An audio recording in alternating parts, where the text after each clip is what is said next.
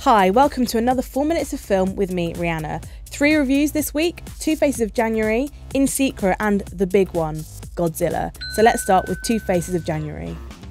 This is a thriller about an American couple in Greece who get involved in a murder and have to go on the run with only their tour guide to help them, who also has the hots for Kirsten Dunst, which causes issues of its own. I wish I was in New York right now. Oh, skip it. Of course we can't go back to New York. We can't go anywhere in the States because Chester's business ventures have been such a huge There's 3 of us success. here at the table. I'm sure Rydell doesn't want to hear you whine about how homesick you are. All right, why don't you lay off her? Who? My wife? Don't rise to it. No, let him. Let's hear what's on his mind.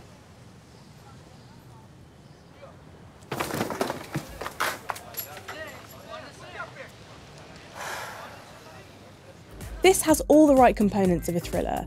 Kirsten Dunst is very paranoid and naive. She thinks she's been followed, but she's also very aware that these two men are vying for her attention. Viggo Mortensen is incredibly creepy, and also there's this cat and mouse game going on, which you saw just then, which just starts out with the 3 of them and then expands to this massive manhunt. They also really nail the idea of a foreigner abroad being completely alienated.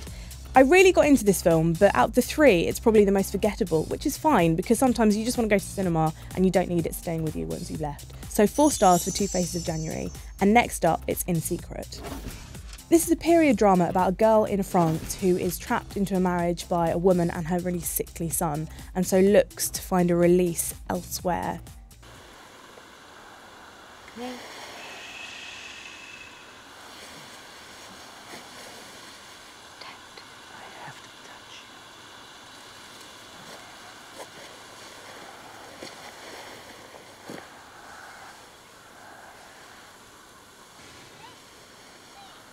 Oh my God. I know. No, you don't know. They're clomping through the leaves.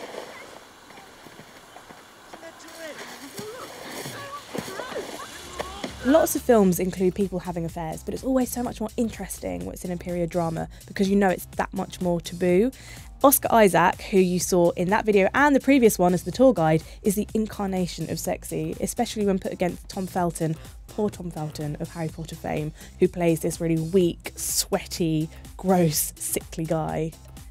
Although this film built fantastically at the beginning, there was a lot of tension, you didn't know if they were going to get caught, it does tend to get a little bit unrealistic and silly towards the end. There are some fantastic support pieces from Mackenzie Crook and Matt Lucas, but overall I was a little bit disappointed with how it finally played out. So 3 stars for In Secret.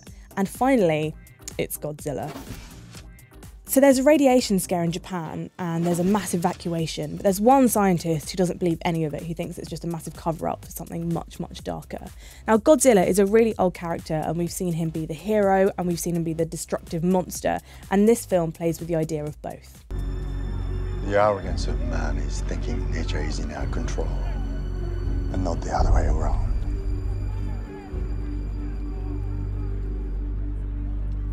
Let them fight.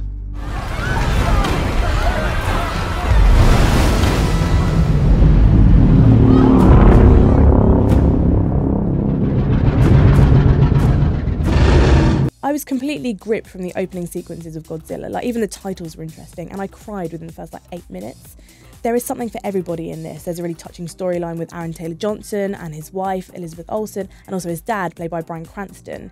Yes, it has got echoes of Pacific Rim and maybe Alien vs Predator, but actually it ticks enough boxes for it to just encompass exactly what you need in a really good, epic blockbuster, even so that it doesn't even matter that Aaron Taylor-Johnson was a little bit weak in the main role. So 4 stars for Godzilla.